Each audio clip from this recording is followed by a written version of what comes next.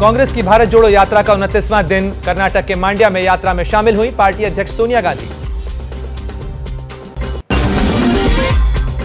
कर्नाटक की कांग्रेस नेता जेटी गीता रेड्डी और जी अनिल कुमार दिल्ली में ईडी के दफ्तर पहुंचे। नेशनल हेराल्ड केस में हो रही है दोनों से पूछताछ। महाराष्ट्र में दशहरे पर उद्धव ने शिवाजी पार्क में रैली की तो एकनाथ शिंदे ने बीकेसी ग्राउंड में जुटाई भीड़। एकनाथ शिंदे ने खुद को बाल ठाकरे का असली राजनीतिक उत्तराधिकारी साबित करने की कोशिश की।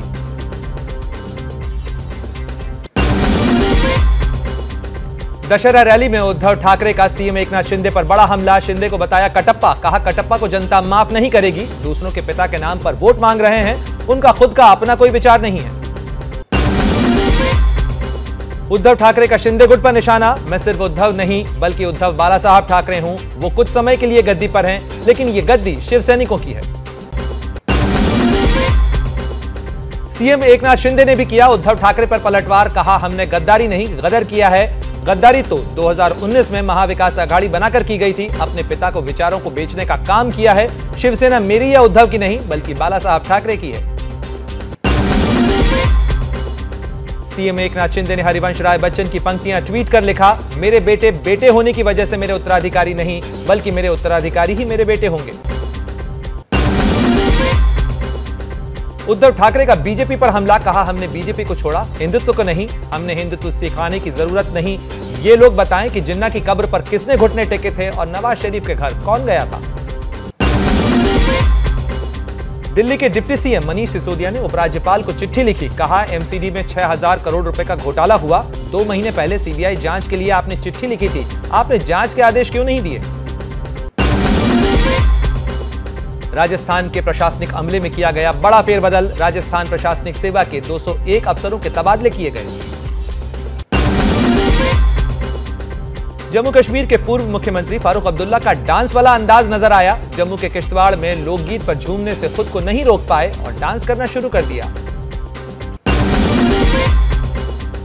मुलायम सिंह यादव का मेदांता अस्पताल में इलाज जारी है। लालू प्रसाद यादव, तेजस्वी और हरियाणा के सीएम मनोहर लाल खट्टर ने अस्पताल जाकर हालचाल जाना। दिल्ली के गांधीनगर इलाके में कपड़ा बाजार में लगी आग पर काबू पाया गया। आग से कई दुकानें जलकर खाक हुई। लाखों का सामान का नुकसान हुआ। उत्तरकाशी के द्रौपदी 2 पर्वत पर 22 पर्वतारोहियों की तलाश के लिए सर्च ऑपरेशन अब भी जारी है। एनडीआरएफ, एसडीआरएफ और हाई ऑल्टीट्यूड वॉरफेयर स्कूल के गुलमर्ग की टीमें मौजूद हैं। उत्तरकाशी में अब तक 14 पर्वतारोहियों को बचाया गया है। मरने वालों का आंकड़ा बढ़कर 9 हुआ।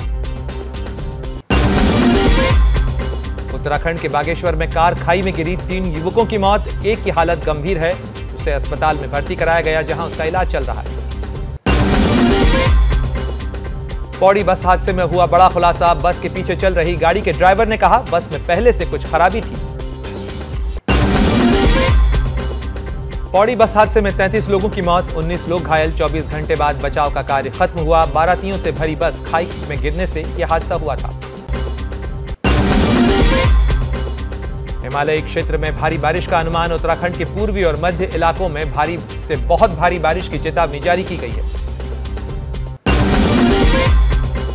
अगले 24 घंटों के दौरान ओडिशा, उत्तर प्रदेश, छत्तीसगढ़ के कुछ हिस्सों में हल्की बारिश हो सकती है तो वहीं मध्य प्रदेश और दिल्ली में भी हल्की बारिश का अनुमान लगाया गया है। राजस्थान के फतेहपुर शेखावटी में अवैध शराब की बड़ी फैक्ट्री पर छापा। एक शख्स को गिरफ्तार किया गया, बाकी फरार हुए। शराब बनाने के सामान और सप्लाई की 3 गाड़ियां जब्त की गईं। तमिलनाडु के विकराबाद में पुल पार करते वक्त तेज धारा में बही कार के ड्राइवर ने पेड़ पर लटक कर बचाई जान। 2 लोग तैरकर सुरक्षित निकले। बिहार के गोपालगंज में मेला घूमकर लौट रहे श्रद्धालुओं से भरी बस पलटी, 25 लोग घायल हुए। बस में 60 से ज्यादा लोग सवार थे।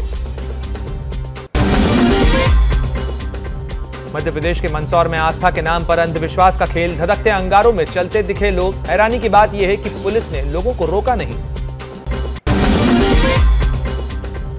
यूपी के मिर्जापुर में प्रेम प्रसंग के चलते एक व्यक्ति की हत्या कर शौचालय में दफनाया गया शव। पूछताछ में हत्या का हुआ खुलासा। गिरफ्तार आरोपी पर भीड़ का हमला। पुलिसकर्मी भी इस कार्रवाई के दौरान घायल हुए। चंडीगढ़ में वायुसेना दिवस की परेड और फ्लाई पास्ट की फुल ड्रेस रिहर्सल हुई। 8 अक्टूबर को मनाया जाएगा वायुसेना दिवस। वायुसेना पहली बार दिल्ली एनसीआर से बाहर चंडीगढ़ में मनाएगी अपना स्थापना दिवस।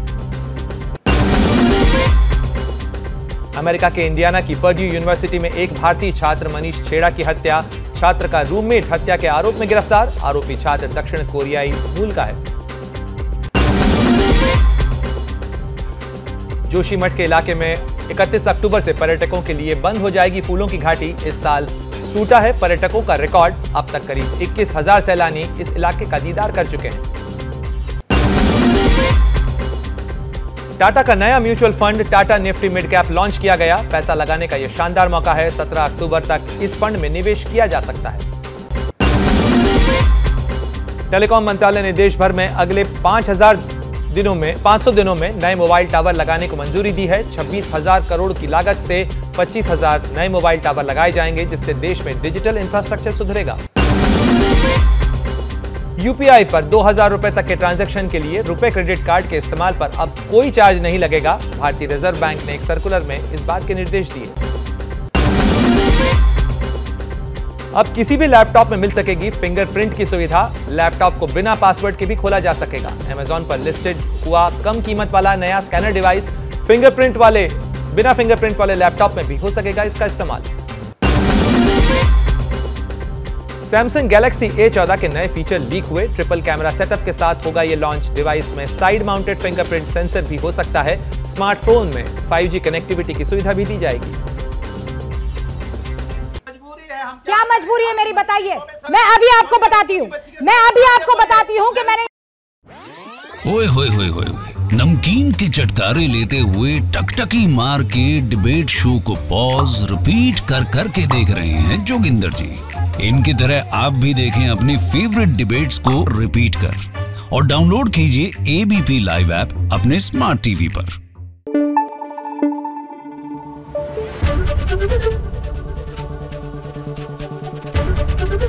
एबीपी न्यूज आपको रखे आगे।